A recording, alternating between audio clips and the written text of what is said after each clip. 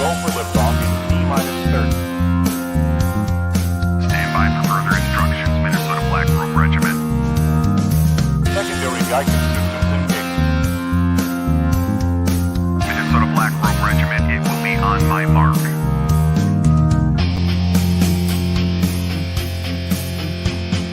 All systems are a go. All systems are a go. Minnesota Black Robe Regiment, you are over the target. You are authorized to fire at will.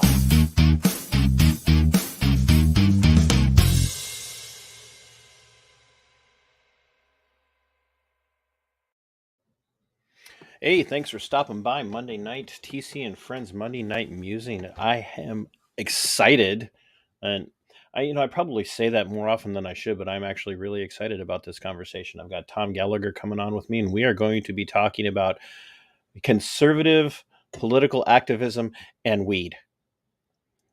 So don't get too excited, because one of those will get you really ramped up, and the other one will just make you want to sit in your mom's basement and eat Cheetos. So before we get too far into this, everybody check out the merch. Christmas time, if you've got a Minnesota Black Robe Regiment fan out there, and I don't know how you couldn't if you're watching the show, but if you got a fan, you should check out the merchandise. Because the other great thing about the merchandise right now is everything that I sell for the next month, no, 2 months, actually 2.5 months, basically. Everything I sell for the next 2.5 months, whether it be the new beanies that I've got that kind of reflect this, which is the handmade one, whether it's the new beanies, whether it's merchandise, anything that I make through YouTube earnings or through my Subscribe Star. And if you haven't subscribed to my Subscribe Star yet, please make sure that you do. But if you go any of those routes, 15% of my proceeds between now and the end of January are going to be going to my friend Dana Stevens down in Florida, who lost a loved one to a particular set of protocols related to a particular virus that we may or may not have been dealing with for the last 2 years. And she needs a probate attorney, and the probate attorney is more than willing to help, but the other attorney and the doctor that are working with her are handling this pretty much pro bono. The probate attorney can't in this particular situation. And so Dana's trying to raise $3,000, and we have gotten her almost $300 so far. So if you buy from me, 15% of my proceeds go to her. Or if you donate directly to Dana to the tune of $100 or more between now and the end of January, I will give you a $15 credit to my merchandise. That's basically a bag of coffee or credit towards any of the items that I sell, to include the beanies, the sweatshirts, the t-shirts, whatever it is that you may want. The more you buy, the better it might get, depending on what you want to buy. Might take shipping off of that for you, or whatever it could be. So head over to Dana's Give, Send, Go Probate Attorney Fund. Give to her. Let's help her start off the Christmas season well with that, and help her take a burden off of her shoulders as she's dealing with that.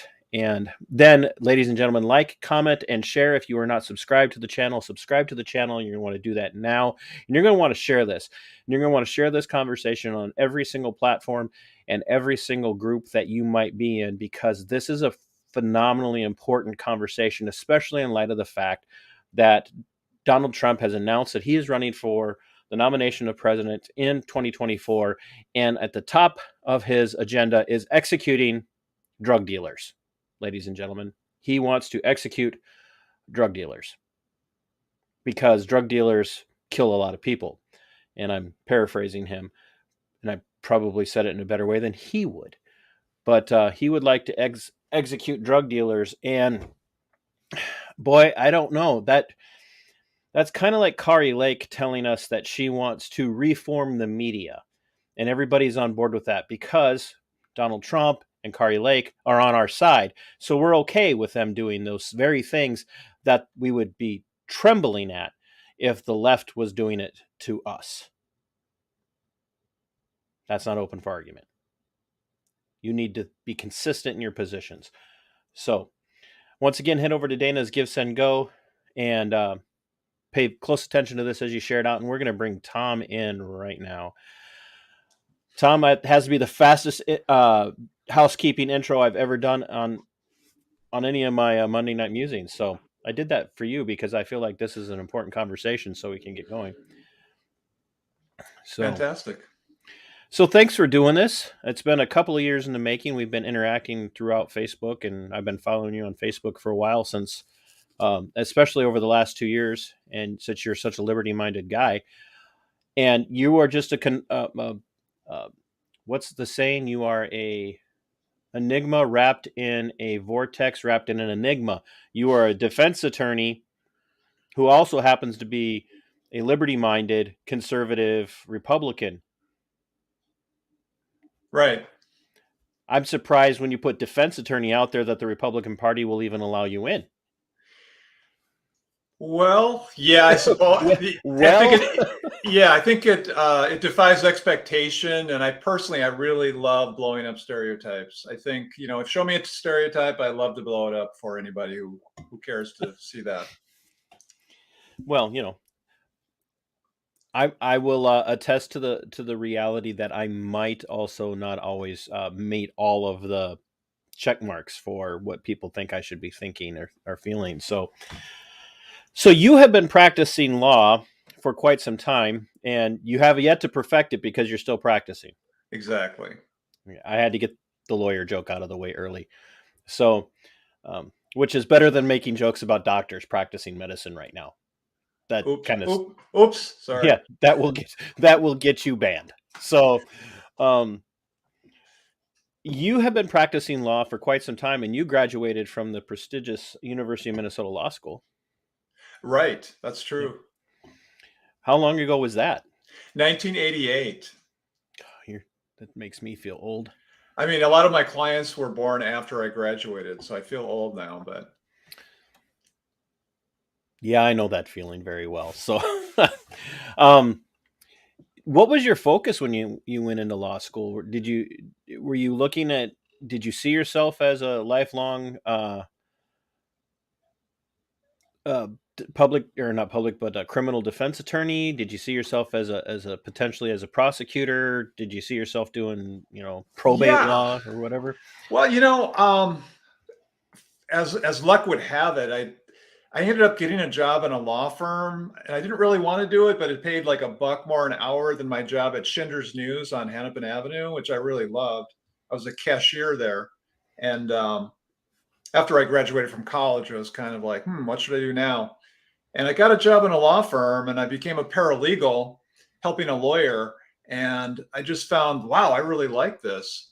And within a month, I helped, one of our clients was a police officer who had rolled his car after having a beer with lunch, and through a construction site where the road was banked the wrong way, So instead of pushing you into the turn, it rolled you out, and he rolled his car in the corner. And his car rolled back up on his wheels, and he drove to the hospital, and they charged him with hit and run, leaving the scene of a personal injury accident. Oh, so he hit another vehicle? No, he did not. Oh, wait. Okay. So was he on duty? No. Okay. No, he was not. But the great part of the case was that he's in a hospital bed at the hospital with IVs, with narcotic drugs, with a brain injury. His head's wrapped with a white bandage around his head, and a state patrol trooper comes in and he, to interview him about what happened. And then he tells him what happened. And as a result of his confession, he gets charged. So then I helped my lawyer, my boss, get that suppressed because the confession was involuntary, because he was on narcotics with a head injury. Narcotics with a traumatic brain injury. Right. Or maybe not TBI at that point, but he definitely had a head injury. Narcotics and head injury, and a fellow cop is in the room. Yeah, so you just hit all the, that's the trifecta. Literally. So the judge suppressed the confession, and we got all charges dismissed, which were ridiculous in any event.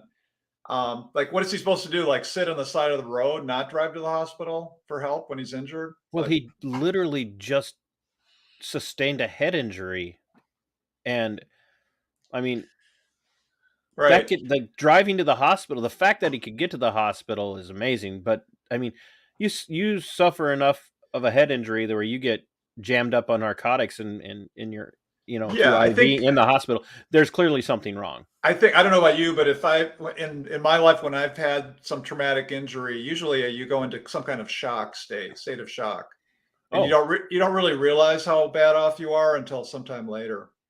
oh But yeah, they're like, that's perfectly under. I mean, but anyway, so I helped get this guy off the hook, and really I did 99% of the work, and I briefed the lawyer in the car on the way there. it's because you're paralegal. So Yes, exactly. And then in the courtroom, the prosecutor and my boss were asking me questions. And then the judge would ask a question, then they would ask me, and then I would tell them, then they would tell the judge. And then we won. We got our client off the hook, who was a cop. And I just thought that just tickled me. I thought this is a lot of fun. well, and I think too, like having spent, I've got a brother that's been in law enforcement for over 20 years now, and I've got other friends that have been in for a long time. I spent nearly, 13 years in that world as a detention deputy. And I, very early in my career, uh, prior to the major eye opening that I went through when the powers of the state turned on me for having an opinion about something that, I wasn't allowed to have an opinion about, I had still started to see my eyes open and shift away from, that kind of that conservative automatic distrust of defense attorneys, and even that kind of the blind loyalty that almost that back the blue type mentality that goes along with prosecutors. And I had started to watch the criminal justice system from the streets all the way up to incarceration is really kind of ill. It's sick. It's absolutely sick. And prosecutors are far less interested in getting convictions and more interested in getting deals to not spend any time in a courtroom. And I learned that early in my career that they'd come at people. They'd be in custody for 2 days, and their public defender would show up and go, "Hey, they're ready to offer you a deal." And people are so terrified of going to prison that they hear that there's a deal coming, and they just jump on it. They just jump on it. And it was about then where I looked at people and said, if I had my way right now, short of like literally catching you red-handed committing a murder, everybody should just take it to trial. I That's my opinion, has been for some time. Just take it to trial, because at some point, and we've seen this play out a lot, especially with like auditors over the last couple of years, the street level auditors who go out, like they press charges on these guys and they take it all the way up to court date, and then they drop the charges because they know they're not going to have enough to convict. And somehow the sheepish mentality of the American population has led to many people being willing to be convicted for a crime they did not commit as long as they didn't have to go to prison. Yeah, I mean, sometimes innocent people will agree to go to prison in order to avoid even longer prison terms if they lose their trial. Yeah, Which is unfortunate. I mean, yeah. so I think when I was a little kid growing up, they used to tell me a story about, if you're innocent, you've got nothing to worry about. And Well, now I tell people that innocence is not a very good defense. yeah, you like just Innocence walking in. alone. Yeah, just walking in and asserting your innocence these days is just um, kind of get you a shrug. Like, yep, I hear that from everybody. We know you didn't do it. Yeah. That's like watching Shawshank Redemption, or if you've read the Stephen King book or story, Rita Hayworth and the Shawshank Redemption. It's the what'd you do? I didn't do anything. Yeah, and that's like neither did he, and neither did he, and neither did he, and neither did he. And like literally, the one guy in the whole story who literally didn't do anything was the one who ended up suffering, a massive miscarriage of justice. And Yeah. it's really difficult. Philosophically, did you see yourself as a um, kind of a savior figure? Like, hey, wow, I did this really good work on this DUI case. I can really do this, and like now I'm going to go out there and I'm going to rescue all of these people who are being abused by the system? Or were you a little bit more grounded and said, I'm probably not going to be able to do this in every case? I think if you're a defense attorney, or really if you're a trial lawyer, sometimes I hear trial lawyers, including criminal lawyers, say, I've never lost a case. I heard a prosecutor who will remain nameless say that to me. Actually, he said to me last month that, that case you beat me on last summer, that was the first time I lost a case. And I haven't lost a case since then. So, and then I was talking to another defense attorney, and I mentioned that conversation to her because she was asking about this prosecutor. And I said,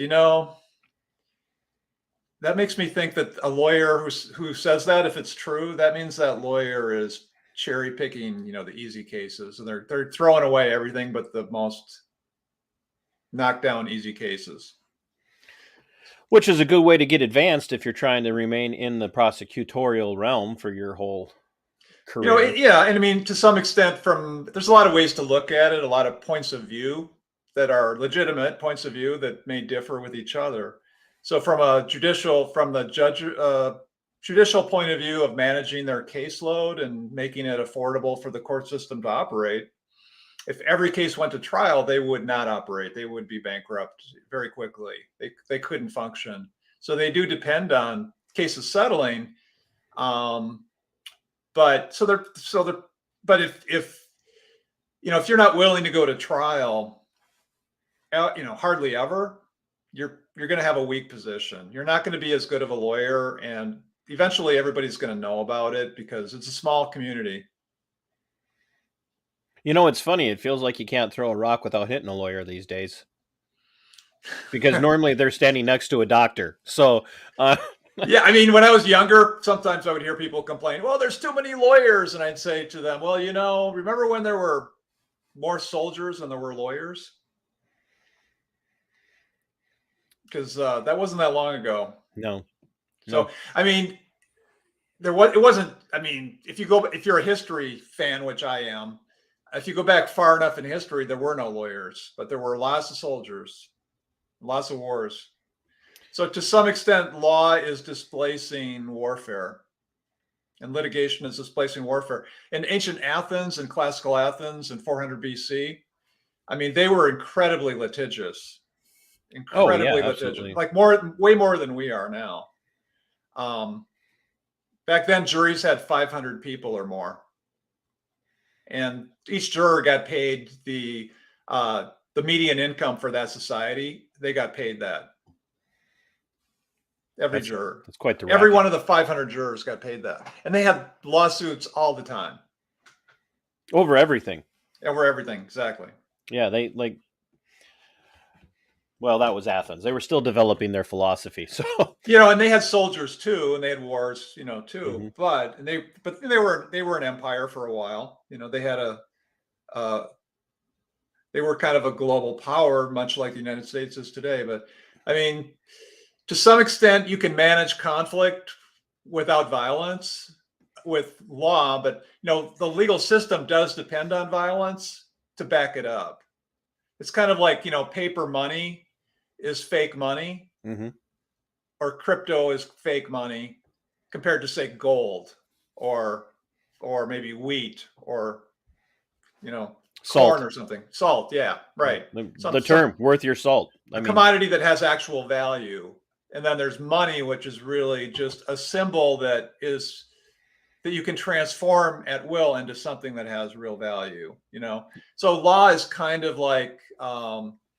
The Romans paid their soldiers in salt. People do not understand. They paid their soldiers in salt. Yes, because salt was valuable, and and it's more portable and so on, and it's small enough to carry around like gold, maybe. But law, is a substitute for violence and warfare. Yeah. Now we're experiencing things like lawfare. So, and we are seeing this over and over and over again. You look at like the guy or not, Alex Jones's case with his defamation and all of that, the way they went after him, and the way they restrained him in his own defense in a civil case not on criminal stuff, but just in a civil case, like literally not allowed to talk about why he wasn't guilty. He couldn't bring that up as an example of why he shouldn't have to pay these fine or these settlements. No, you just can't say you're not guilty. You have to just sit here and take it. And that to me has a very chilling effect on anybody with any kind of platform, whether it be someone like me with a small platform or a massive platform, or even somebody on the street criticizing a well-known public political figure or a public sector individual who says something you don't like and you criticize them. Are there going to be repercussions for that? And that to me is almost, it's maybe the reductio ad absurdum of fighting wars through law now. But it's certainly a tendency that we're seeing is this overreaching legal state to some degree that really kind of ties into the topic of legalization of marijuana. Is where do you draw the line about where law has a say? And I think much of what we're dealing with in our society today, if you agree or disagree, I would love to hear, really stems back to the United States regimes, Republican or Democrat, stepping up and saying we have to end drug trafficking in the United States. Because when you go back and you look prior to the war on drugs in the U.S., we didn't have the drug problems that we have now. We just didn't. We didn't have the gang problems. We didn't have the overdose deaths. And if you did have an overdose death, nobody looked at it and said, the state's got to step in and do something. They looked at it and said, Bob was in the opium tent and did way too much opium again. That's on Bob. Poor Bob. And Bob's watching. Sorry, Bob. Not this Bob. Bob is still alive. So anyway, did you start out as being like, okay, like I'll defend people who are doing, or get caught with drugs, whether it's personal use or for sales or whatnot. But I agree with drug laws the way they are, but as a criminal defense attorney, I'm going to defend these people? Or did you always kind of have a bias against the drug war? I mean, personally, I have always been a liberty-oriented person, even when I was once upon a time a liberal and a Democrat. Back then, I was a marijuana user myself when I was, in college. That explains a lot of stuff. Yeah, I really enjoyed it at the time. I inhaled and I enjoyed it, But now, fast forward to now, I'm kind of older and I don't enjoy marijuana. I don't enjoy alcohol. I don't enjoy anything really anymore, hardly. So, except for fast cars and motorcycles and women, but and I don't like doing shows. Yeah.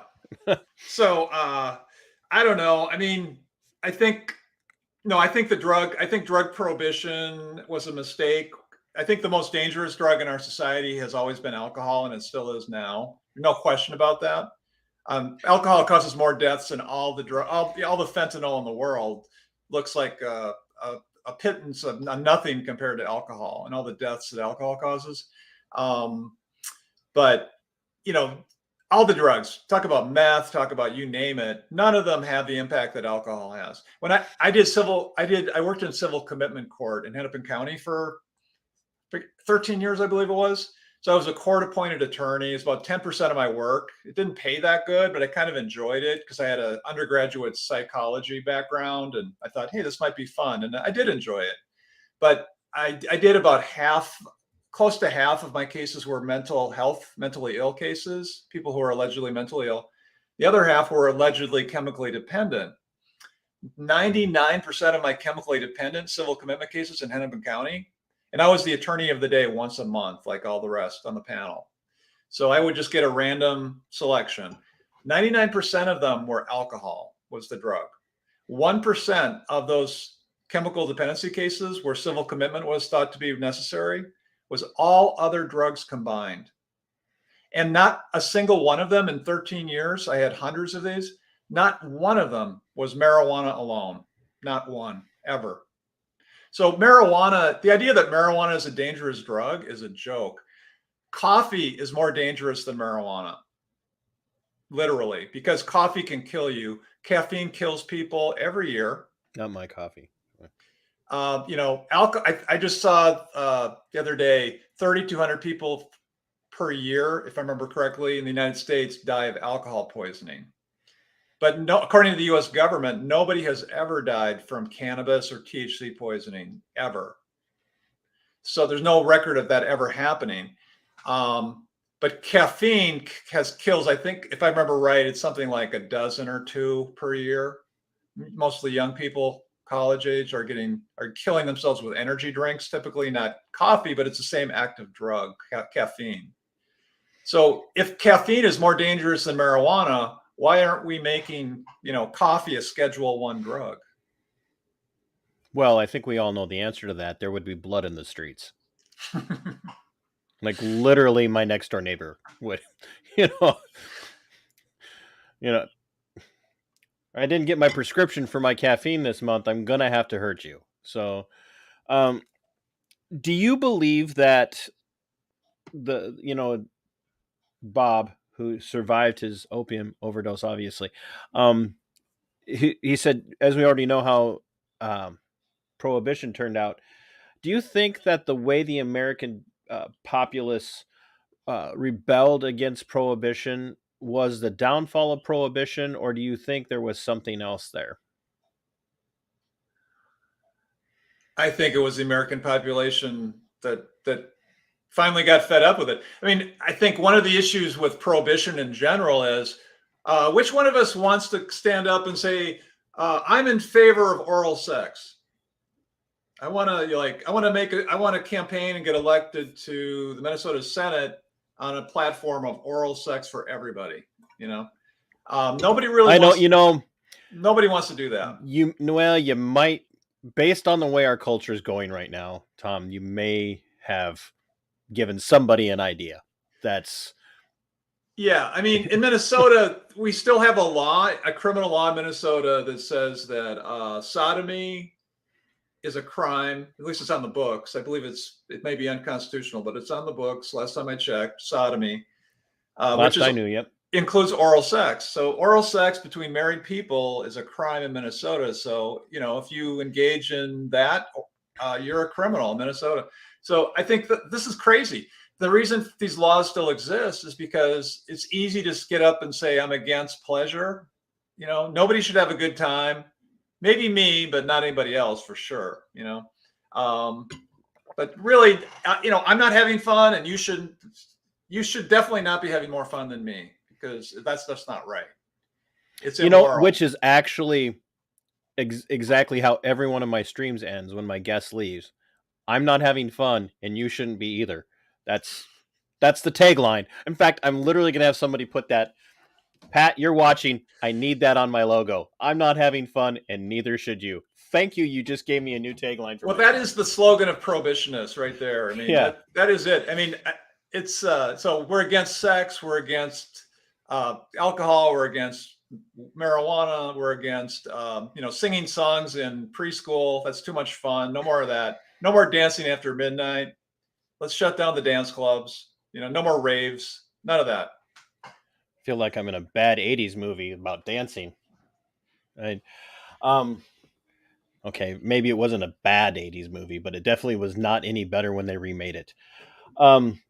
When you look at prohibition, do you see examples in prohibition for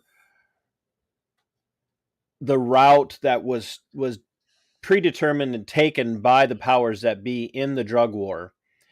And why has this stretched on for so long, opposed to how long prohibition went on? I mean, there's a couple key ingredients related to that. One is the Great Depression. So maybe coincidentally, the prohibition, the Great Experiment, they called it, the alcohol prohibition. Mm-hmm.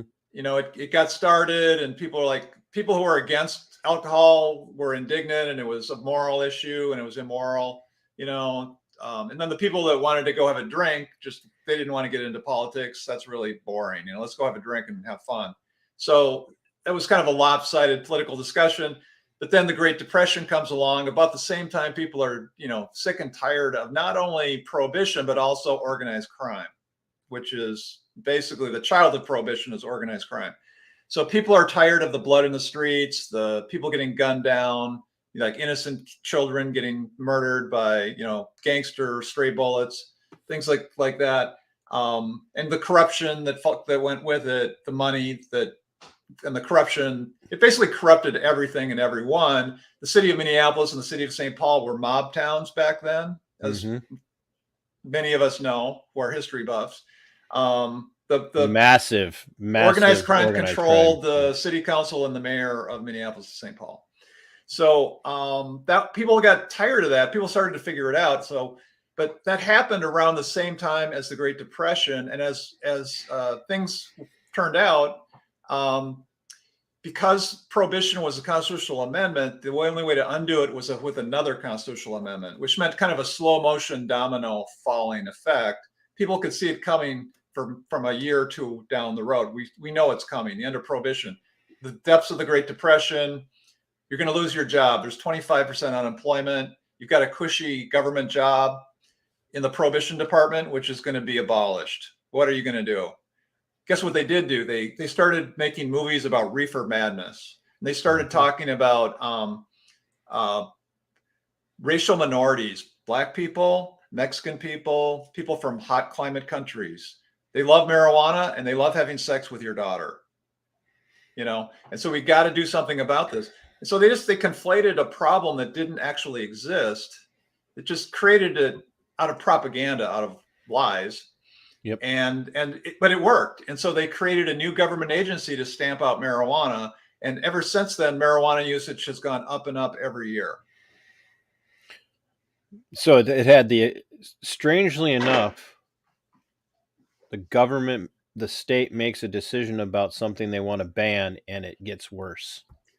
Yes. And during alcohol prohibition, the same thing happened. Yep. Alcohol consumption went way up during prohibition compared to before.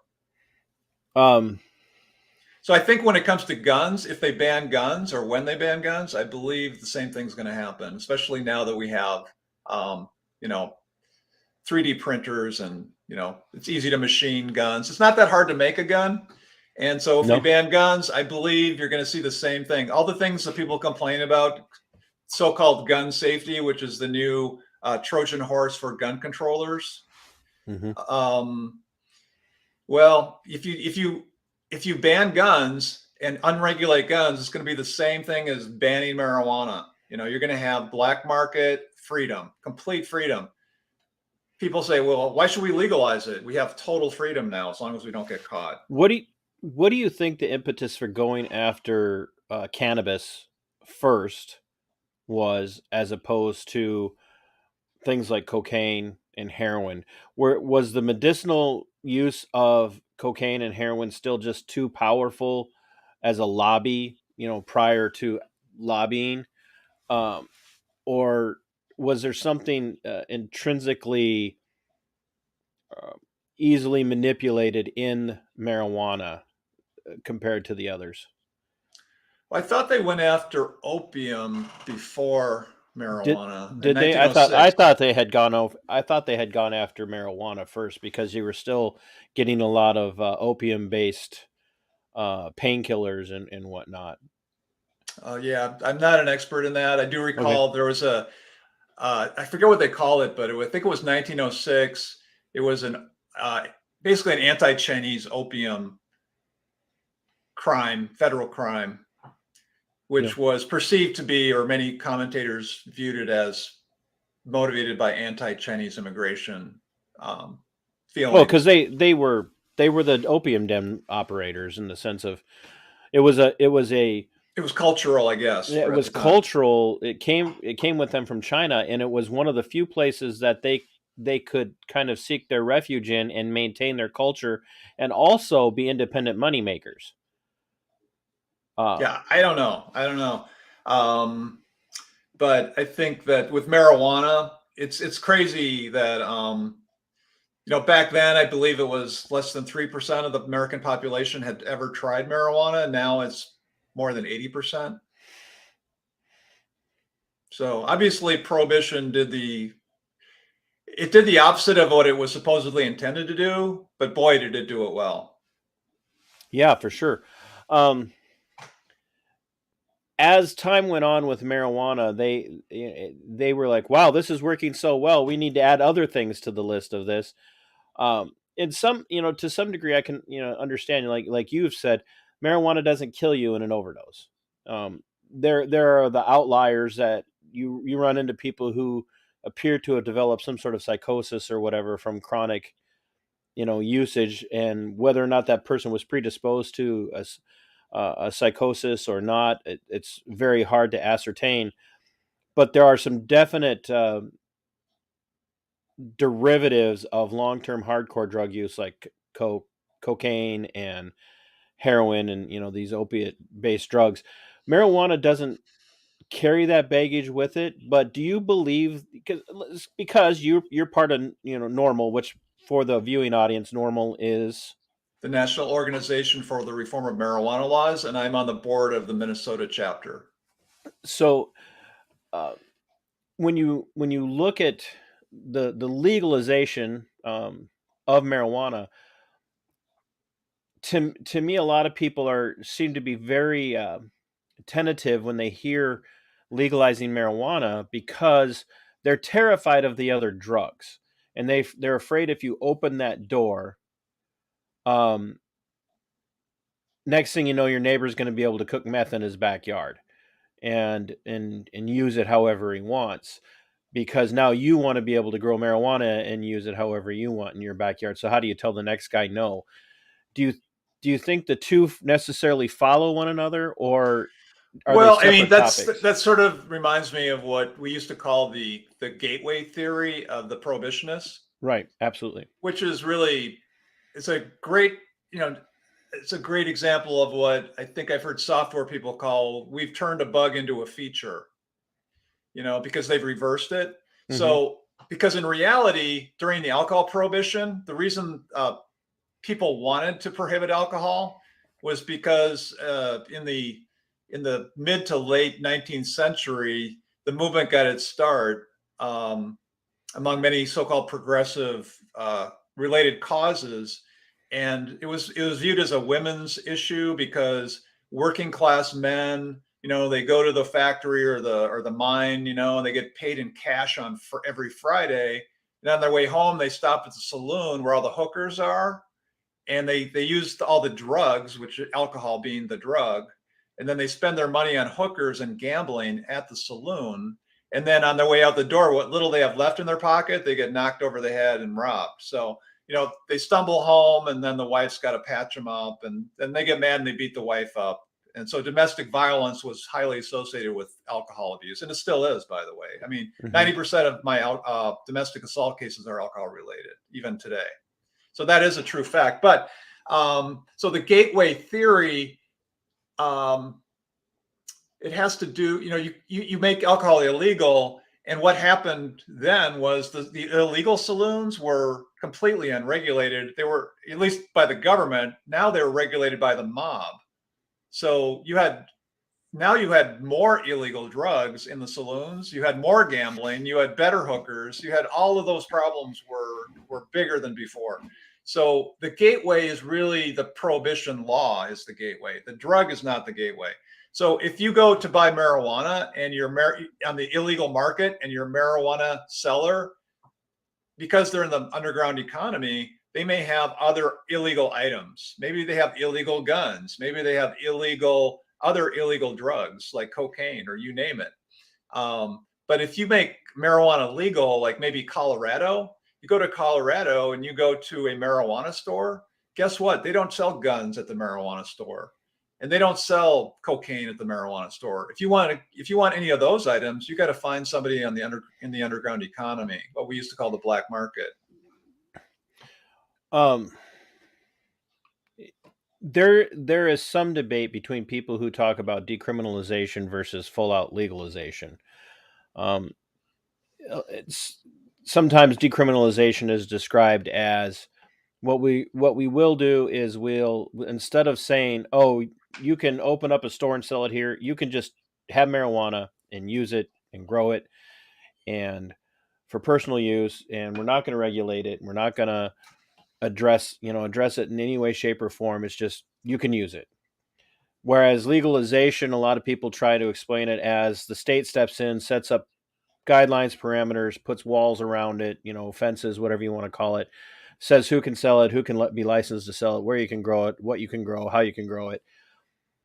And some people are opposed to even legalization, and some legalization people are opposed to decriminalization. Do you think that those two can work hand in hand, or do you think that full-on legalization is the only route to go? I mean, I think there's a lot of complexities to that, but here's some of the main important things I think. The federal government has given up its right, or its moral ground, if you will, to regulate marijuana because they've prohibited it. The states have led the way. Many states have legalized marijuana now. And so the federal government should decriminalize it, meaning they should repeal every criminal law that relates to marijuana or THC. It should be completely deleted from the Controlled Substances Act, the Federal Controlled Substances Act. And it should be, THC should be as well. THC is the active ingredient that gets people high for marijuana, just like alcohol is the active ingredient in beer, So federally, we should decriminalize. And Nancy Mace from South Carolina, she has a bill that would do just that, called the States' Rights Act. So it's a way to decentralize the regulation of marijuana, to say the federal government, it should be a local matter. The feds should not get a cut. They should not be taxing the hell out of it. The Democratic bill taxes marijuana in like super high, like 30-40% or something at the federal level. That's before you get to the local slice, the state, the local. So we're saying those of us that are more liberty minded, like people are saying, let's go with decriminalization federally. At the state level, we can still regulate it. But legalize it. Legalization implies regulation, and decriminalization implies no regulation. But just stepping out of letting the government get out of it. Just leave it to the people completely. Legalization implies regulation, like beer and wine. So in Minnesota, we could regulate it like beer and wine. And that means with beer and wine, you have the right to homebrew and to make wine at home. Right. And up to a certain quantity. There's a limit. You can't have a industrial factory in your house, but you can have a fair, good sized production of beer and wine in your home. So therefore, marijuana, same thing. You can grow marijuana in your home legally. You should be able to, the same as beer and wine. So that would be legalization. I personally favor that. Although there's something the beer and wine model is one idea. There's another model that we call the tomato model, which means to regulate marijuana the same as tomatoes or vegetables are, which means hardly at all. Just for safety, minimal regulation. Let's not point out that there's a minimal amount of regulation on growing vegetables in your backyard because, some major metro area will step up and tell you what kind of tomatoes you can grow and how many you can have and what you can sell to your neighbor pretty soon. So, the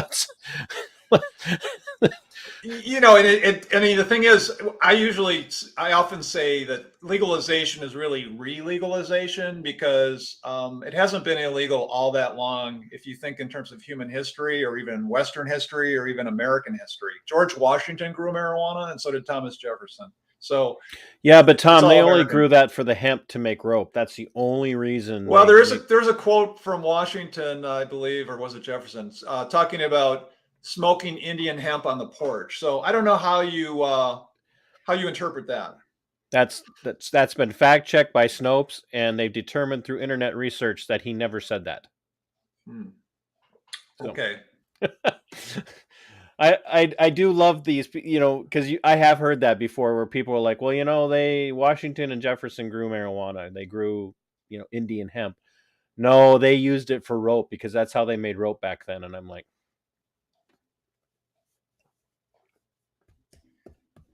people have been using marijuana THC for thousands of years, but it's been in the warm climates, the hot parts of the world around the equator. It's goes back longer than human history, human history is the length of time humans have been writing. Mm-hmm.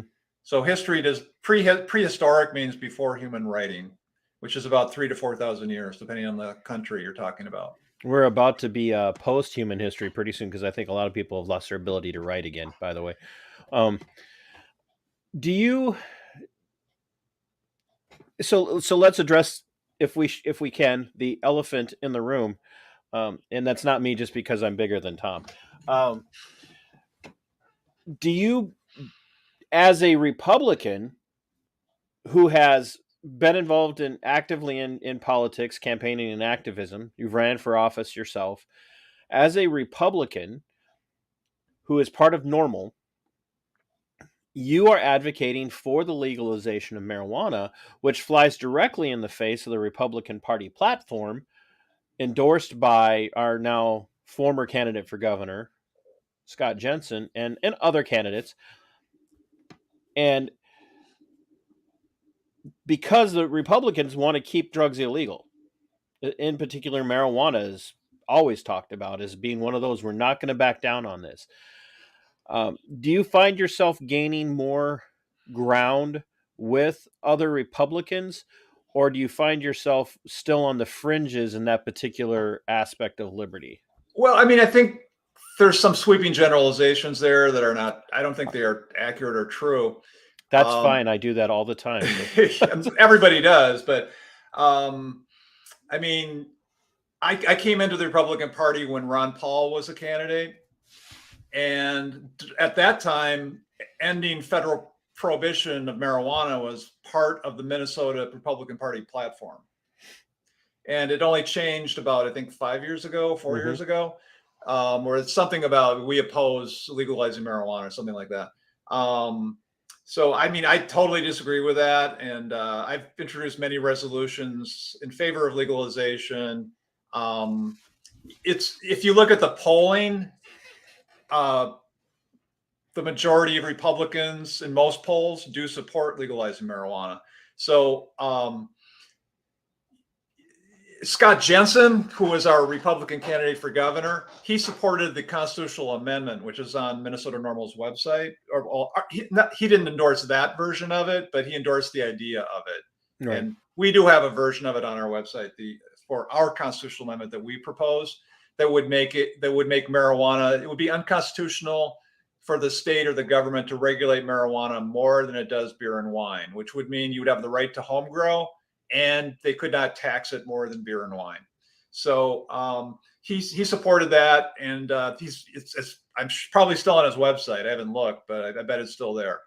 I doubt he's deleted his website yet, but so a lot of people just don't know. They assume things, they guess without knowing. It's too much work to go look it up and see if it's really true. But everything I've just said is really true, and you can go check on that. And I know it's true. I make these broad generalizations because I talk to people and I hear these things. So right. I hear them too. And that's why I have answers to them. Exactly. Do you see the use of marijuana, cannabis, however you want to say it, THC? Do you see it as actually a liberty issue, and that's how it should be addressed? Or do you take more of a federalist view of how we would go about legalizing it, to say the federal government, and I think I know what you're going to say because you've addressed this a little bit already, but the federal government is just completely overstepped. They're way out of their wheelhouse with a lot of things, let alone addressing marijuana? Or are they kind of a combination of the two, in the sense of liberty says if you want to do a drug and you're not hurting anybody else and you're not a burden on the community, have at her. I think the state's overstepped. Yes, liberty. I think liberty means freedom, and strange. Freedom. Freedom or liberty means that you are able to do whatever you want to do. Most people expect that that's limited by if it does endanger other people, then you're not free to do that. You're not free to endanger other people. But you should be free to do whatever you want to do as long as it does not endanger other people. I think that's a core value of liberty, and also property. For a while, the Alaska Supreme Court legalized marijuana based on property rights, so that it was legal on your property. The government had no right to invade your privacy to grow or use marijuana on your property. That was their rationale, and that they ended that a while back, but it was in place for I think 20 years or so. But I remember the founder of National NORML, Keith Stroop, who I think it's fair to say he's more on the left politically, although he probably tries not to talk about it too much, because we're really an issue group for the main part. But he said that marijuana legalization, it's really about civil liberties, or it's about liberty, personal liberty, which I agree with. It really is. It fundamentally is about that. And federalism is an issue on its own. I mean, as a libertarian, I think most libertarians would say that the best government is the least government, and the best government is the government that we do have, or we must tolerate, is best to be local, not national and far away. We shouldn't be surrendering our power to foreign powers, whether that foreign power is in Washington, D.C., or at the United Nations, or in NATO, or wherever it may be, or the World Economic Forum, or whatever it is. We should have more power at our school board, in our neighborhood, over ourselves, without any government, to the extent possible. And we can't speak to things in a perfect world, because obviously we don't live in a perfect world. But when you look at the legalization of marijuana, let's say at the state level, and you do you are able to get a constitutional protection in place for it that says you can't regulate it more, tax it more, and yada yada yada than alcohol and cigarettes. What's the kind of the perfect sweet spot in that for you guys in NORML, for you personally, being involved at the state level here? Where do you want to see? Because like now you can buy Delta 8, Delta 9. You can get it in Minnesota. You can use it in Minnesota. You can use kratom in Minnesota. All of these have intoxicating effects, just like beer and alcohol. There are repercussions for using them in an inappropriate way, operating heavy equipment, driving a car down the road under the influence. Because that's the thing you hear all the time. Well, if you legalize marijuana, you're going to have a bunch of potheads out there driving around. And I'm like, I got news for you. There's a lot of potheads out there driving around already. But does existing law will it need to be changed to protect people from people using marijuana? Or No. are the existing laws already sufficient enough to protect people? The existing laws are more than sufficient. However, when you're dealing with other people, you really do need to respect their views, even when they're wrong, and even when they're unfounded, even when they're completely without any basis in fact. You still need to respect people's views and try to accommodate them. And over time, the truth will win out. But for the time being, in the short term, you may have to compromise and give up some things that don't make any sense, other than just to placate your opponent.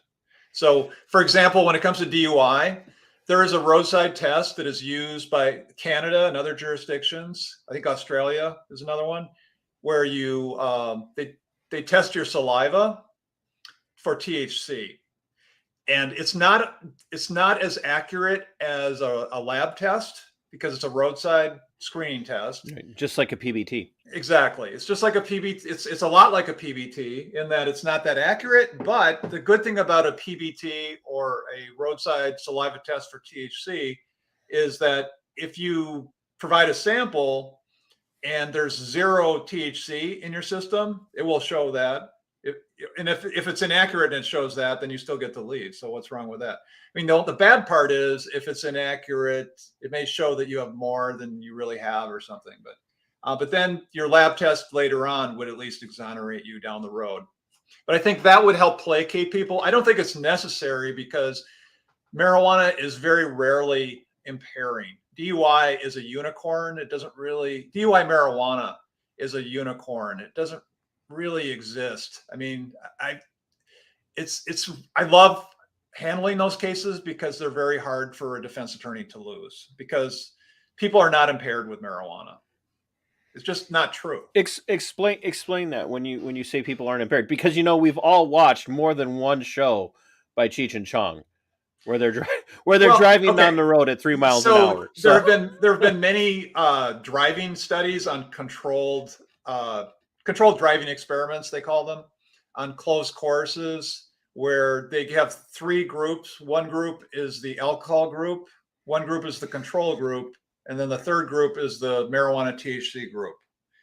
And what surprised a lot of researchers, and it surprised them the first time, and then it kept happening, that the THC marijuana group was able to perform better on the driving course than the control group was. And of course, the alcohol group performed the worst of the three. So apparently marijuana is a performance enhancing drug when it comes to driving for some people. So Michael Phelps, who was what did he win, like 12 gold medals? I think something like 450 medals in 2 years or something. Yeah, he smoking marijuana every day, So marijuana is a performance enhancing drug for Olympic athletes. Elon Musk, who I guess he started some car company and bought some social media company. It's like supposedly smokes like weed every day, all day. I don't know if that's true, but that's what I read somewhere. Well, based on some of his joke memes, I could believe it. Yeah. So, I mean, I think the idea that marijuana, it impairs people even in terms of motivation, or I know a lot of people that use it for workout, for like their gymnasium and workout and sports, and it gets them going, and they get physically fit. And in fact, there's studies that show that people who use marijuana tend to have a lower body mass index, so they're in better physical condition and they have fewer health problems. Even though there's some advantages to it, I don't use it myself. I don't really want to use anything that's mind altering myself. But if other people do, I don't see why we should be arresting them, putting them in jail, taking away their fathers, having children growing up without fathers, and causing all these other social problems that we really don't need to be causing. I think about how you're relating the closed course driving test with the alcohol and the control group and the marijuana or the THC group. And the only thing I can think of from my youth by way of funny is when on WKRP in Cincinnati, when Johnny Fever took the drug or the alcohol reaction test, and the cops couldn't figure out that the more he drank, the faster his reactions got. No, you don't remember that? I don't remember that particular one. I remember the show. It was a fun show, but I don't remember. I'll have to try and find that and tweet that out to everybody, because in light of the conversation, because it's just one of those where it's just humorous, because I can actually see these things play out. When you're dealing with that person who's maybe kind of dragging their feet and they're seeing the benefits of legalization of marijuana and kind of getting the state out of the heavy-handedness of dealing with marijuana, but they're terrified of the Cheech and Chong level pot users, driving around, clogging up traffic, or maybe being inebriated to the point that they're causing, massive amounts of car accidents. Do you think it can be comforting in them to say, look, nobody wants that, and so even if it is true and not just a trope, there are already laws in place that are going to address that? Do you think they need, I don't want to say a nudge or a push, but do you think they need more reassurance, or is there just nothing that we can do to reassure them that it's not going to be bad? Well, I think we can look at other states where marijuana has been legalized, and guess what? The sky has not fallen, and we don't have more DUI problems. I mean, there's people getting charged, and I've testified at the legislature over the years, and some anti-legalization person will come and say something like, my child was injured in a fatal car crash, and the at-fault driver tested positive for marijuana and other drugs and alcohol. Usually it's like one of more than one thing. But they hone in on the marijuana. Right. And and then if I was able to ask, if I was an attorney in a courtroom and I was able to ask them more questions, or if I was a reporter and was willing to do the research or trying to pin them down a little bit, I'm pretty sure that what you would find is what they're talking about is metabolite of THC, which doesn't have any impairing effect whatsoever. Because people who use marijuana have carboxy THC, which is a compound that the body turns psychoactive THC into that is not psychoactive. And it's present in the body for 30 days, sometimes even longer. And it can be detected very easily. And so, yeah, you test positive for marijuana. It's kind of like with alcohol, you can do a hair test and you can find out if somebody has used alcohol in the last 6 months, I believe it is. So if you know somebody, your friend, your neighbor, your family member, and you took some of their hair and you took it to a lab and wow, I see you've used alcohol in the last 6 months, and you got into a fatal car crash, or, obviously alcohol was to blame for your car crash. That's about how much sense that makes. Do you see necessarily that a move to decriminalize or legalize marijuana is going to open the floodgates of decriminalizing or legalizing all of the other scheduled, what is it, schedule? Where's it fall with heroin and cocaine? They're all Schedule 1, right? Yeah, Schedule 1 are drugs that are not available by prescription. Do you see that opening up a floodgate of people pushing to have those decriminalized or legalized as well, or do you think that's again a trope or just a slippery slope argument? I haven't even heard that argument or seen that myself. I don't think I've seen it, but I think that it's creeping up in the libertarian movement. Is that right? I'm not aware. Yeah. I mean, in England, they legalized medical heroin, I think 20, 30 years ago, so that people could get a heroin addict card and go to a clinic and get heroin. Kind of like here we have methadone programs. Yeah, a Suboxone, yeah. Yep. So I think it's not necessarily, I don't think it's a bad idea, because if you did have a program like that, what you would be doing is you would be putting the underground economy out of business, and then you would be reducing the population of future heroin addicts by shrinking the size of the underground economy by providing a legal channel for them, and then under medical supervision. So I don't think it's a bad thing, but I don't think I don't associate it with marijuana, because marijuana is really more like coffee or maybe beer at the worst. It's not even as bad as beer. It's not even as bad as coffee, really, but in the public imagination, they might think that it is. Yeah, you don't want me hopped up on coffee driving it. Wait. No, I better have my coffee in the morning before I drive. That's right. But coffee is more likely to kill you than marijuana. So, oh yeah, because marijuana cannot kill you. It's impossible. It won't happen. But coffee could if you had too much. Oh yeah, there have been days I've wondered. Says the guy who sells his own coffee. I drink coffee. That's my last drug. That's your. You haven't quite gone. You haven't quite gone full Mormon on that one, then. Right. For all of my Mormon friends who get mad at me when I throw out Mormon tropes. So I have a very good Mormon friend who drinks a lot of caffeine-related stuff, and he tells me he's constantly in trouble. So I think in some states they're talking about psychedelics. Basically, medical. They're talking about legalizing psychedelics. So the ones I've seen have been basically medical, using psychedelics for medical purposes for people with depression or PTSD and things like that. I don't know. I don't think that's the same as marijuana, because marijuana, we're not talking about medical marijuana so much. I mean, we do support medical marijuana at NORML. We support which is already legal in Minnesota. So right. I mean, we support it 100%, and we did support it. But when it was legalized in Minnesota, it wasn't really our baby. It was something that we joined in with other groups. But really, our mission has always been legalization of adult use marijuana. Some people like to call it recreational. Yeah. I like to call sex recreational too, but I would agree. Yeah, that's a Yeah, for the most part. that's yeah. For some people it's work, but it's Unless still you're trying to recreation. get pregnant, Yeah. if you're one of those people, but What so the biggest pushback that most groups, whether it be NORML or others, run into when it comes to marijuana is coming from law enforcement supervisory staff, sheriffs, chiefs of police, state patrol, commanders, whatnot.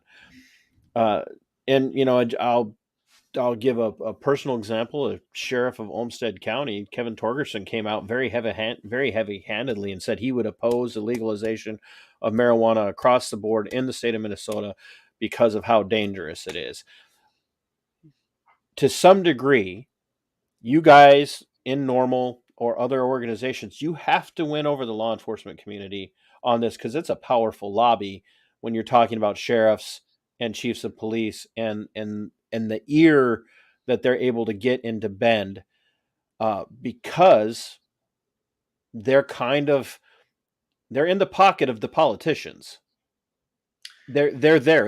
I think they move in those circles. when Mark Dayton was governor, that was true, but today I would argue it's way less true because is it we had a improving? vacuum then. You see it as improving? Yeah, because back then, most people supported us, but they weren't as deeply committed. And now today, compared to when Mark Dayton was governor, way more people support us. Our numbers are skyrocketing in terms of are you for or against in polling.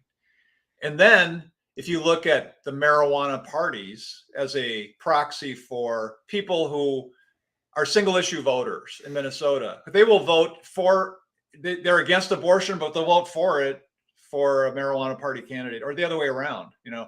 Guns, they feel one way, but they'll throw it under the bus for marijuana. So over 5% have voted in statewide elections for marijuana parties. So I think that's a good proxy. Meanwhile, the Democratic Party is like, whoa, look at that over there, And I've been advocating to the Republican Party, look, if you want to win statewide elections, you're going to have to get on board with marijuana legalization, because among young Republicans, it's overwhelming majority of young Republicans. And I'm talking under the age of 50 when I talk about young, not that young, support marijuana. You still had to lump me into the old category, Tom. Thanks. Oh, I'm in the old category, but I don't feel like it, but just right here.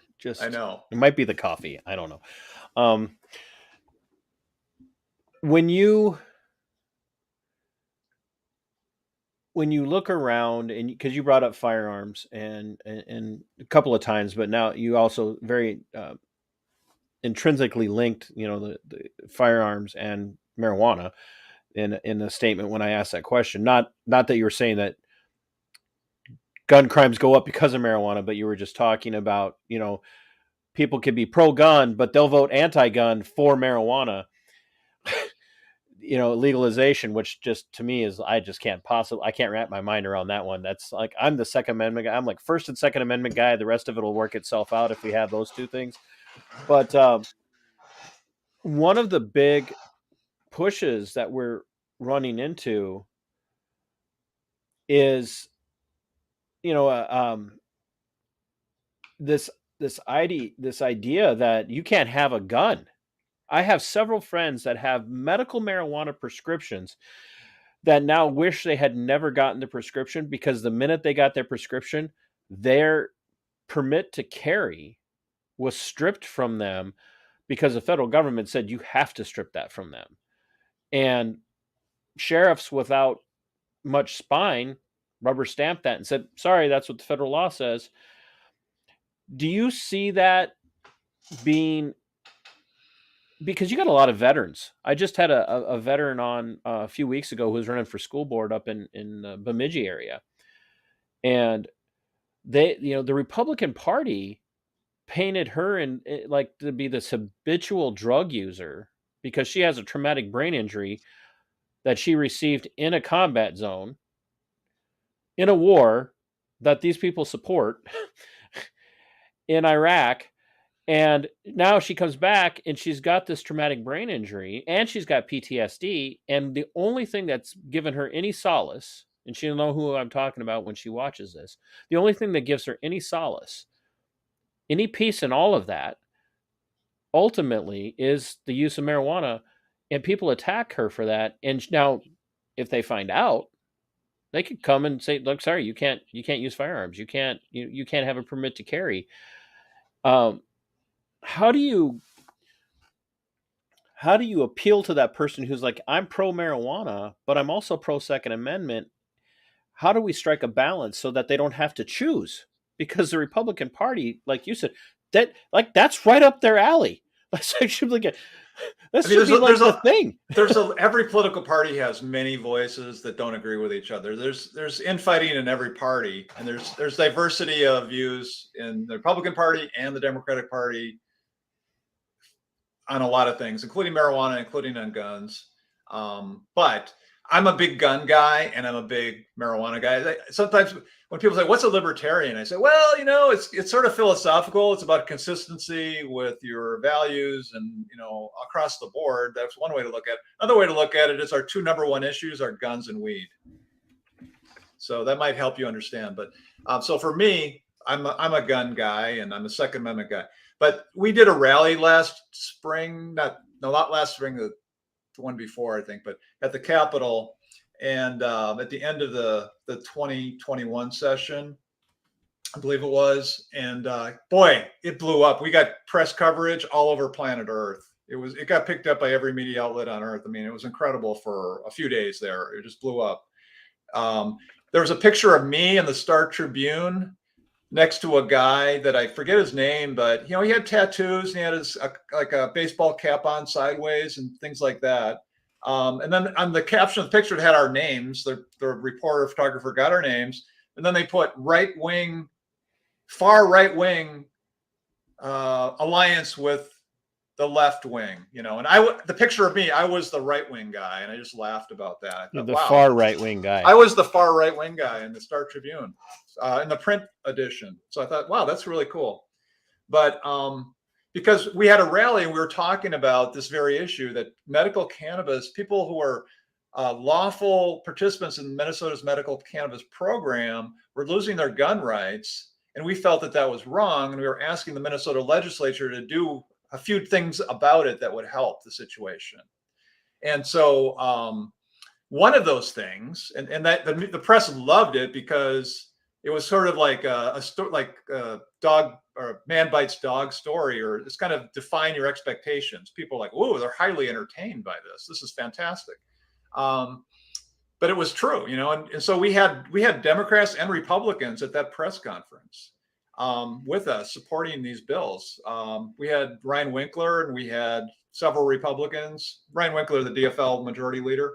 Mm-hmm. It was great. And so one of the bills that our lobbyist Curtis Hanna, who's really a smart guy, he's been figuring this stuff out for years, and so he and some people he knows figured out this idea where we need the state of Minnesota to petition the federal DEA, Drug Enforcement Administration, to exempt administratively, so Biden could do it. Biden administration could do it if they wanted to. Big if there, but if they wanted to, they could. They could exempt lawful medical cannabis users in Minnesota from their THC being included in Schedule 1 of the Federal Controlled Substance Act. And if they did that, then their Second Amendment rights would be, boom, magically reinstated. That would be that easy. That's how easy it would be. So we were hoping that the governor could do this on his own, by the way. He does not need the legislature to do this. He could do it. And the pharmacy board, all of his administrators and heads of departments, they're all under Governor Walz. Did I say Biden? I meant to say Walz. But Governor Walz could do that. And he's said things that were supportive of marijuana, and it would be nice if he would actually do this, because it would bring everybody's Second Amendment rights back. Or at least it would show he was trying. All these political ads, I'm trying to do this, I'm trying to do that. Oh, it's so nice that you're trying, but it's better to try than not try. But the Minnesota legislature could also pass a bill. We had a bill, and we have a bill that would request that the administration petition the federal DEA to exempt THC from Schedule 1 for Minnesota medical cannabis program participants who are state legal. And then all their gun rights are going to be restored. All the veterans' gun rights are going to be restored if they're part of that program.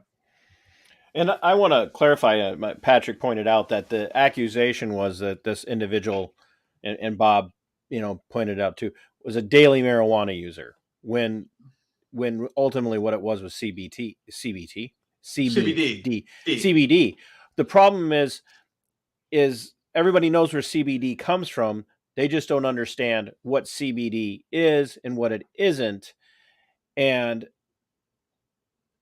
once that accusation is out there, it can have a very and that's what the point I was trying to make with this friend is that she's now been lumped into this category of being as Bob points out, a daily marijuana user, and that the idiocy of that even being an accusation. You would never see anybody throw out there, "Oh, this guy's a daily beer drinker." I'm a daily coffee user personally. Right. And no one would throw that out there and say you're disqualified from being on the school board. And I just want to say that I really enjoy recreational coffee. There you go. There again, no one's going to attack that. They're not going to attack that. But boy, you throw in, even CBD, because it comes from the same kind of plant, it must be bad, and we don't want you influencing our children. And that's easy. I think CBD is pretty easy to knock down because it doesn't have psychoactive effect. It doesn't get you high. I wish I could get people to understand that, but boy, you talk to them about it, and they're like, "Nope." Well, if anybody thinks CBD gets them high, then they start talking about the Earth is flat, because it's the same kind of stuff. Boy, you're going to open up a whole can of. The chat's going to go crazy with this afterwards. Do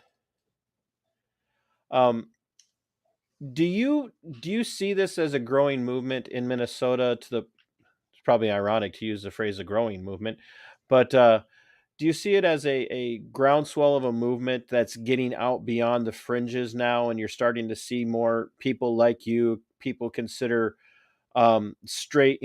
They hear attorney, and even defense attorneys, they're straight laced, kind of upper crust sometimes in people's minds. They would never do things like that. They wouldn't involve themselves in things like this. But the more you talk to people across the board, from pretty much every income level, every cultural divide, this conversation is coming up more and more and more and more and more. And I'm even talking to people in law enforcement on a regular basis who are like, "I'm not even writing tickets for it anymore." And what I see is it's become kind of a burgeoning open door to the nullification movement in my eyes, where even if your state doesn't get on board, your local sheriff in rural Minnesota might just go, "We're not enforcing any marijuana laws anymore." And in one case, I was talking to somebody, and there was a sheriff that literally intervened and wouldn't let the feds come in and take guns away from a guy, a veteran, over this issue. It's to me, it's the open door for what we need for nullification. Absolutely. I mean, nullification isn't the best solution, but it's kind of a Band-Aid. It's something that happens. Well, something's got to change. When something's got to give, that's what gives. But we really do need to do it right and just legalize it or decriminalize it completely. What would be your 30-second to 2-minute pitch? The in entertainment, the elevator pitch. What would be your elevator pitch to someone who hasn't thought too deeply about this before, and you want to get them to think about it? Wow. Did I ask a new question? I mean, I think that it is about freedom. It's about personal liberty, and it's about the government telling you what to do. And so you may not be You may not be Jewish in Germany in 1930, but if they can do it to the Jews, why can't they do it to you? Why aren't you going to be next? And a lot of categories of people did come next in Germany during that time in history. So, I mean, why do we, why would we allow the government to micromanage our lives when it comes to things that are trivial? I mean, I really believe that marijuana is trivial. Some people say, well, it's trivial. Why are you putting so much time into it? Because marijuana is trivial, but freedom is not trivial. And it's destroying lives to throw people in jail for it. Liberty is essential. And marijuana is really just, it's just a stand-in for everything else, So it's a stand-in for, if they can tell you not to smoke marijuana, they can also tell you not to drink beer. They can also tell you not to drive a car. They can also tell you can't buy gasoline, you cannot buy ammunition, you cannot travel to a different state without a travel permit. They can tell you can't speak, that you can't say that that COVID-19 was a hoax and that the vaccine was fake. You can't say these kind of things. There's a lot of things that they want to control you. They want to control you, and marijuana is just another excuse to control you. So tyranny needs a justification. It needs a necessity. Necessity is the excuse for tyranny. And so they conflate something that's fake, like marijuana being bad, which it's not, and to justify more tyranny. And so who wants that? I don't want that. Do you want your children to live in a world like that, where there's a black market, where people are using violence to avoid the government oppression, where the government police force is an invading army with black helicopters and armored personnel carriers rolling down your streets next to your house? I mean, I don't want any of that stuff. Because you might grow something next to your tomatoes that isn't a tomato. Or because of some of these other things. I mean, it's really, I mean, if you want to fight for liberty, you can talk about philosophy and you can go to college and you can do syllogisms or something. And that's wonderful. But I think if you want to make liberty really happen, you need to legalize marijuana, because you need to do real things that take real, tangible, real men who are no longer in prison, who are throwing baseballs to their kids in their backyard because they're not in prison for marijuana. I mean, if you don't like marijuana, so I'm going to make it a crime, but you got to realize that's not just some abstract thought. That's putting somebody's dad in prison, and somebody's going to grow up without a dad for a victimless crime. Yep, and that's going to create a bigger welfare state, it's a big government nanny state. Dream come true. Wait a minute. Are you implying that somewhere deep down on the inside of this, there may have been some sort of mindset to destroy our culture and our society by stripping men from their homes over something like marijuana? Tom, I can't believe in the history of the United States, where we have fought for liberty so hard since Abraham Lincoln, that you could possibly believe that this would destroy the family unit and our culture and our society and play into the hands of the federal government. You've gone too far. Yeah, I don't know that people think about all those things, but they should. We really should think about the consequences of our actions. You just got a glimpse into my head. Yep. But I agree with you. People don't think about these things. They don't think about the ramifications of every single law that's passed, period. I was supposed to be on a jury last week, and I'm going to be the defense's, best friend, not because I necessarily think a person's not, shouldn't be found guilty if the evidence is there, but the evidence to prove their guilt, I don't care what the case is going to have to be so overwhelming that as a juror, I have to walk in and go, yeah, this guy is clearly guilty. And I do that because I weigh everything against what I know about the Constitution and constitutionality of law. And we have this conversation with people all the time, and I'm sure you have as a defense attorney. Just because there's a law and everybody backs it up doesn't mean that law is constitutional. And just because the Supreme Court says that a law is constitutional doesn't actually mean that it is. It really, and boy, you say that to people today, especially law and order types, and they're like, oh, how That's dare you? That's true. And in addition to that, the jury has the final word. And no matter how many times they tell you that you don't, you actually do. The jury always has the final word in terms of guilty, not guilty.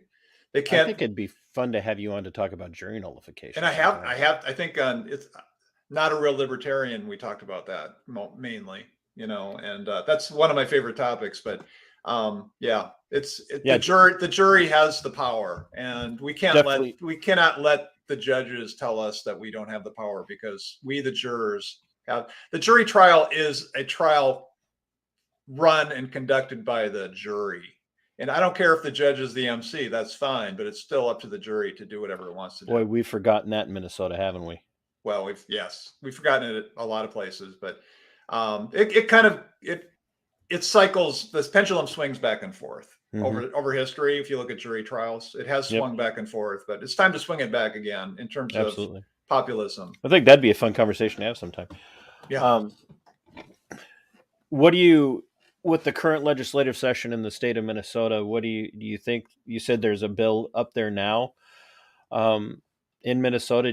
What do you think the odds are of it getting anywhere? You mean the gun bill for medical marijuana users? For medical marijuana users, yeah. So I think that bill, like all the bills, is dead now technically, because the Minnesota legislature operates on a biennium system, meaning every 2 years. So you introduce a bill, it's going to be in the hopper for 2 years technically. Whether it goes anywhere is another story. But a lot of times bills that didn't make it in the previous biennium will get entered again, refurbished, so to speak. Yeah, like for example, HF 600, which did pass the House with the help of Majority Leader Ryan Winkler, the DFL Majority Leader. Did a lot of work all over the state. Doing town hall meetings about marijuana legalization, put together kind of a real big bill, incorporating a lot of things.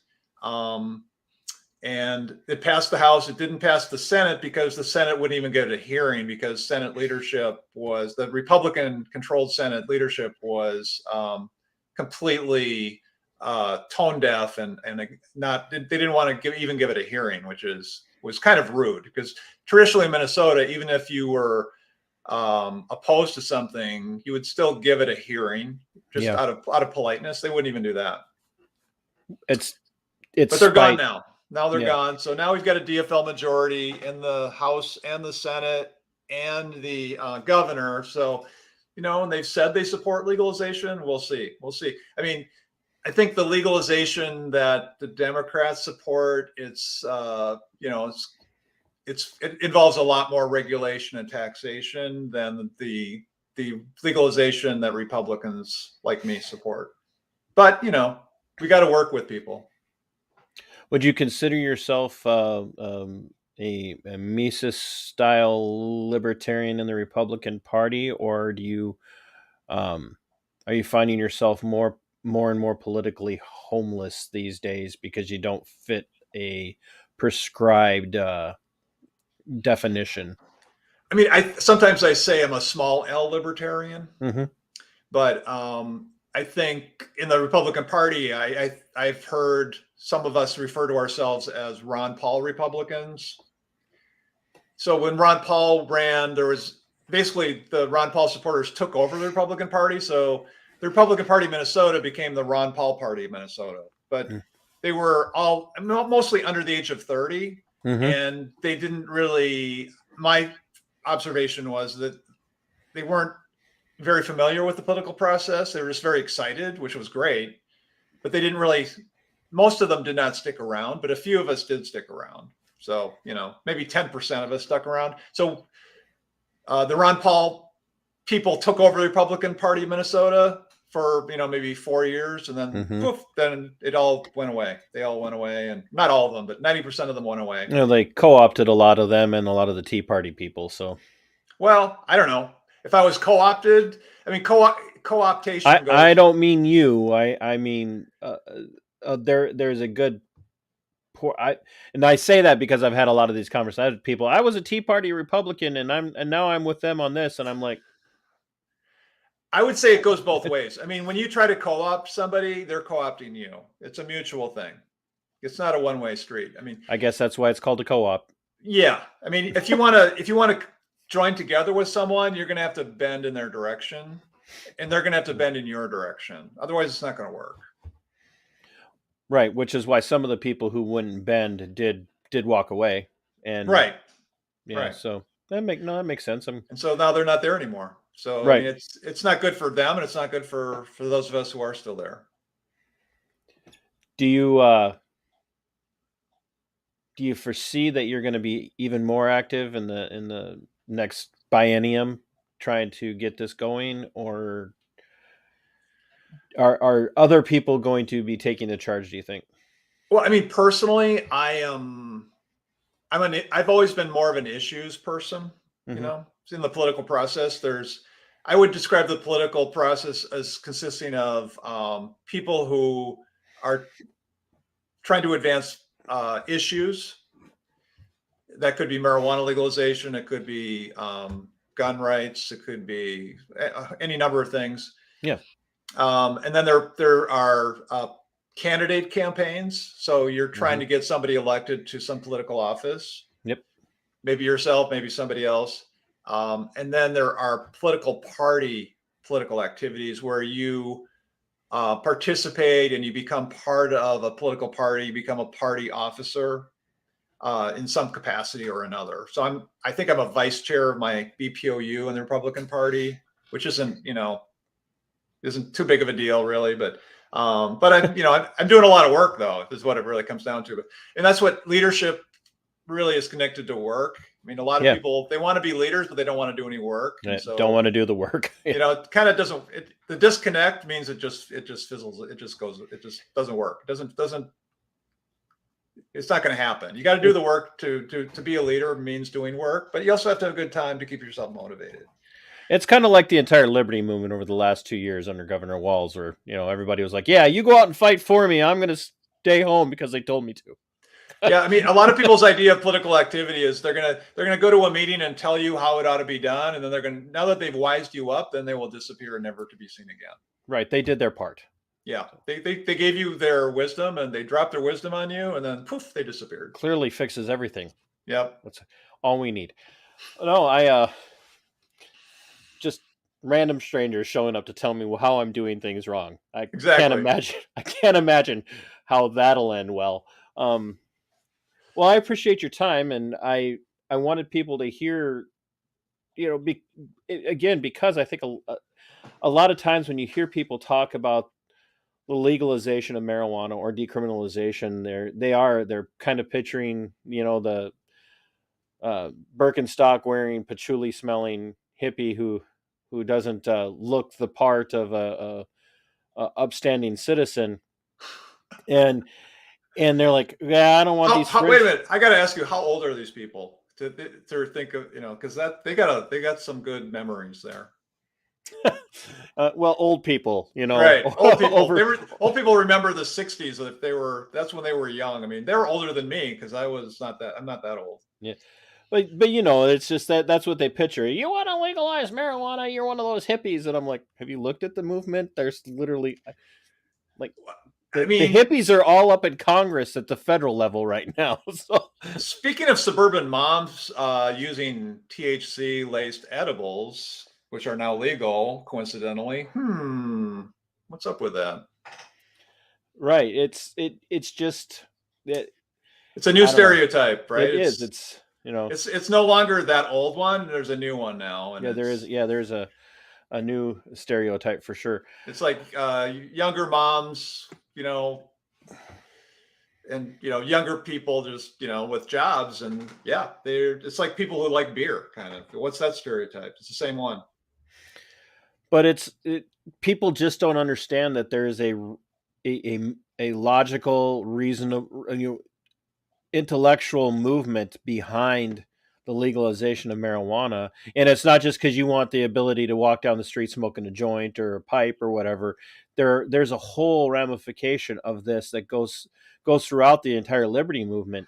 And if you can just put that one little chink in the armor in this aspect, it opens up the floodgates of liberty in a way that I honestly think the powers that be are terrified of. I think they're terrified of it, which is why they're fighting it on so many levels. I mean, to some extent, they're not, because look at all the states where it's legal now. I mean, Right. Even when we're talking about law enforcement earlier, there were in some of those states, some of the law enforcement community was against legalization. Then after legalization, suddenly they're all for it, and and some of them are opening up, cannabis businesses. I'd be that guy. Like, I'm retiring. I'm going to go open up a pot shop. So Yeah, and that's fine. I mean, God bless, it's the American way. I mean, right. Let's all be free. Let's be happy. Let's not put people's dads in prison. You mean it's okay to change your mind on a topic you've been wrong on for years? I think so. I mean, we don't even have to say that you were wrong. We can blame it on that other guy.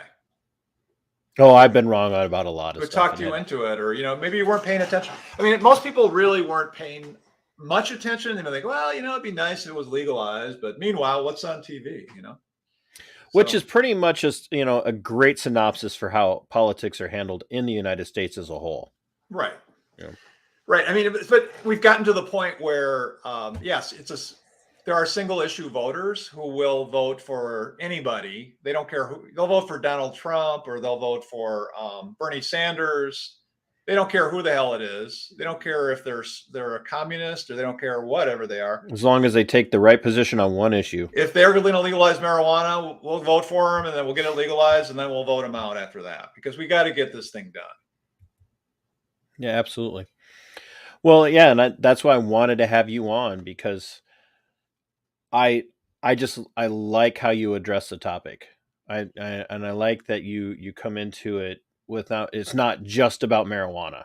It's about the totality of the tyranny behind not legalizing it, and what could possibly be in it for people to want to keep it illegal. And I don't think the side that the average Joe on the street who opposes it has ever thought through the ramifications of keeping it illegal. They just haven't thought about it. Because they don't look at causatives for problems. I mean, I think if you look at the polling, 68% support legalization, and if you add on to that medical, I think the people who are opposed to both legalization and medical, I believe it's around 13% now are opposed. Yeah. How many people believe the earth is flat right now? Probably more than that. I thought it was about in that area, like 13%. So which is scary to me. So, I mean, I think that if people who are against who are completely against marijuana legalization, including medical, are the same as people who believe the earth is flat, I think that's where we are today. That according to the poll, according to multiple polling organizations, from Gallup polling to you name it. That should tell you what you need to know about the position. Yeah, and so it's 68%, which I like to call a supermajority, because to override a veto in the legislature, you need 60 or 60%. Yeah, I was going to say, I think it's 60, isn't it? I think in Robert's rules, it's 66%. It's 2/3 to overrule, but usually, so it's a supermajority for sure. Whether it's 68% is more than 60 and more than 66. So 68% is definitely a supermajority of the people want legalization. So sometimes I've asked people, do you believe we live in a democracy where the majority rules? Or that if the majority of people want something to be a law, that it should be a law? Is that the American system that we have today? Then people always say, well, yeah, Tom, yeah. And I say, well, have you seen the polls, all the dozens of polls that say 68% of the people want marijuana to be legal for adults to use, over 21 and older, as they will? Like, yeah, I have seen those polls. Well, then why isn't it legal? Why? I don't think there's a better way for you to end your comments than that. I mean, there's just, seriously, that's the bunker buster of truth bombs right there. Yeah, that just dismantles the entire argument right there. I appreciate your So, time. I mean, so when people say these people who are opposed to legalization, I mean, they're getting hard to find. I mean, we used to go looking for them to debate against them, and they're like, there's very few. Like, oh, there's that one guy, you know.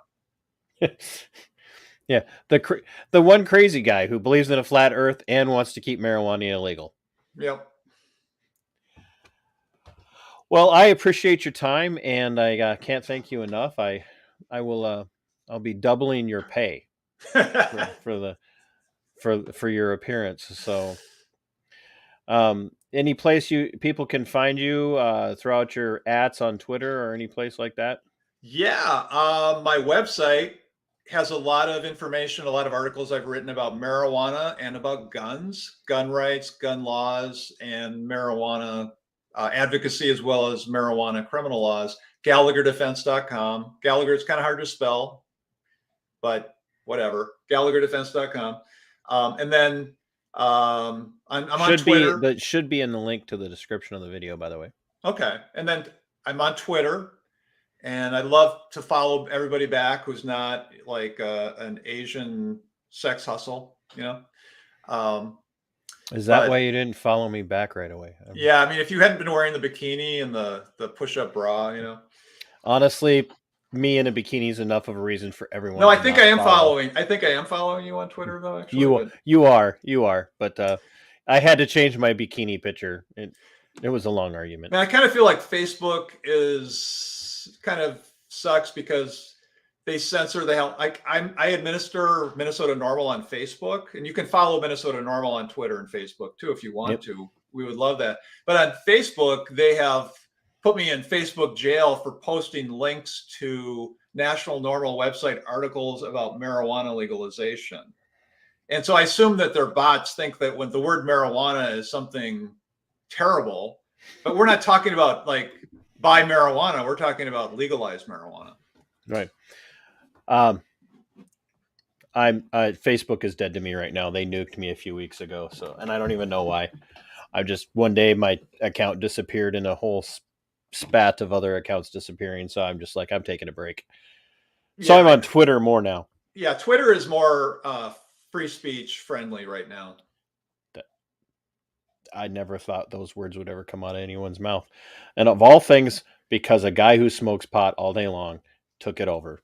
What do you know? Exactly. Full circle, ladies and gentlemen. Full circle.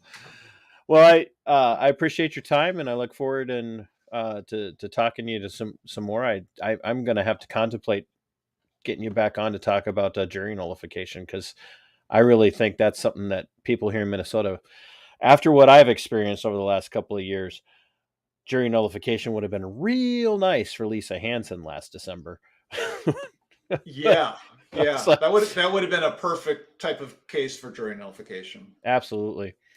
So, well, you go enjoy the rest of your evening, not taking any intoxicants, and I might have an adult beverage in your honor.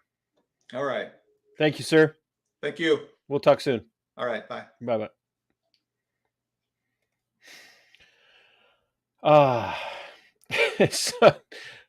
And Sarah, you just had to bring that up. That we didn't even get a sex bot tonight. They didn't even pop into the feed tonight.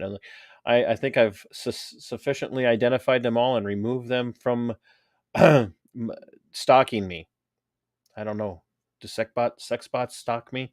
Maybe they're after you, Sarah, because I know you watch all the time. I don't know. Anyway, ladies and gentlemen, I actually am 100% on board with legalization. I vary between decriminalization and legalization because I just don't want the government involved at all. I'm tired of the government involvement in everything, which is my preemptive video to my conversation with Tom about marriage. Why is the government involved in marriage at all? Like I said, when the government's on your side, when the decision makers and the powers that be are on your side, everybody's all okay with that tyranny, right? We're all, Monica Perez, Spike Cohen have both said variations of this. And I quote this often because I think it's incredibly powerful for us to remember. We have to get this drummed down into the thickness of our skulls. Democrats promise you tyranny, and they deliver it. The Republicans promise you liberty, and they deliver you the tyranny the Democrats promise. Why? What? Like, just people, just open your eyes and pay attention. And those that are watching, that's not a problem. And that's why I want conversations like this to get out there. I want the government out of our lives. Can we just get the government back to doing what it was supposed to do? Keep the bad guys off our shores and make sure people don't devalue our money. And so far, they keep sending our troops overseas while the bad guys come to our shores and they devalued our money. So the very things that they're supposed to be doing, they screwed up. Why would we trust them to make decisions about anything else? Anything else at all? Like, just honestly. One job. You had, it's like that factory when the toilet paper roll is rolled on and it's weird and it's like the cardboard sticking way out on the ends. The guy at the factory had one job. One job. It was to get the toilet paper on the roll. That's the United States federal government for you, ladies and gentlemen. They had one job. They can't keep the enemies off our shores, and they devalued our money without anybody else having to come in and do it. Why do we trust them to tell you you can't use marijuana? Why? Could it be that we've been conditioned on the left and on the right to think that whoever we back up is going to make the right decisions for us? And the very definition of insanity, ladies and gentlemen, is continuing to do the same thing over and over and over again, getting the same result, but expecting a different result every time. We have got to stop. And as we talked about in this conversation, pulling the thread of marijuana legalization in the United States will unravel the wall of tyranny that stands between us and the liberty that our founding fathers intended for us to have 200 and some years ago.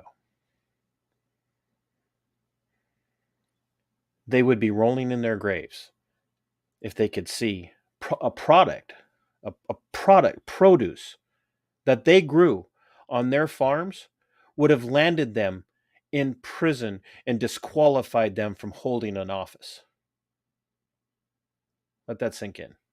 The very people who were behind the foundation of this nation and leading this nation and writing the Constitution and writing the Bill of Rights, those people would have been disqualified from holding those offices based on the laws that have circumvented and superseded the very Constitution that they put in place. And as Benjamin Franklin so famously answered the lady as he was walking out of Constitution Hall, Philadelphia, that day, she said, "Mr. Franklin, what kind of government is it that we have?" And Benjamin Franklin, being, cheeky as everyone has reported him being, turned to her and said, "Madam, a republic if you can keep it." And I'm afraid, ladies and gentlemen, a lot of people don't want to keep the republic. But there's hope when 68% of the populace in the United States is looking at the state and saying, legalize marijuana for the love of God. People are literally losing their minds and losing their freedom and losing their lives over this. It's time for our legislators to start doing what we want them to do and not what lobbyists and power brokers demand that they do. I cannot thank you guys enough for watching. Please share this out. Send people to Tom. Great conversationalist. He's actually got a really good sense of humor too, which is surprising because he came on my show. So I really appreciate you guys taking the time to watch this. Share it out, like, and comment. Make sure other people are seeing this. Please head over to, once again, head over to my friend Dana's Give, Send, Go probate attorney fund. I'll have the link in the description of this video. Once again, anybody who goes directly to her site and gives $100 or more between now and the end of January, whether it's in increments or all in one shot, gets $15 credit to anything in the store.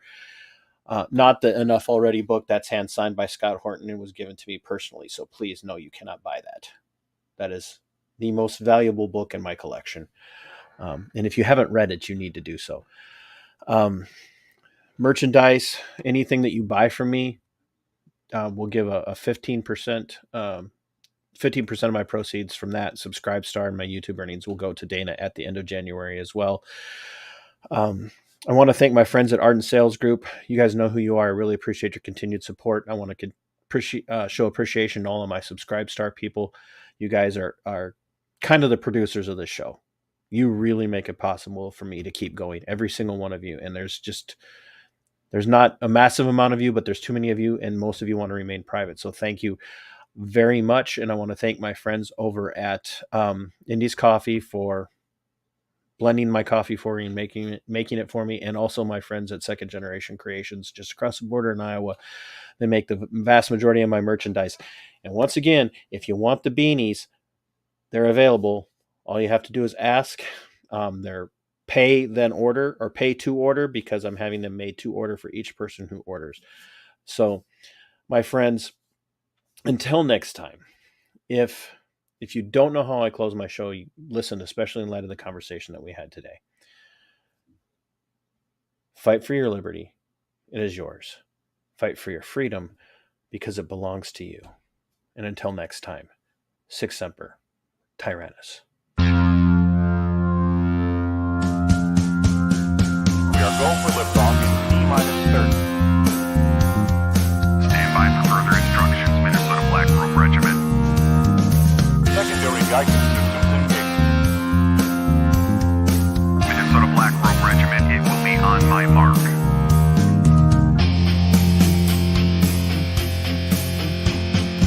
All systems are a go. All systems are a go. Minnesota Black Robe Regiment, you are over the target. You are authorized to fire at will.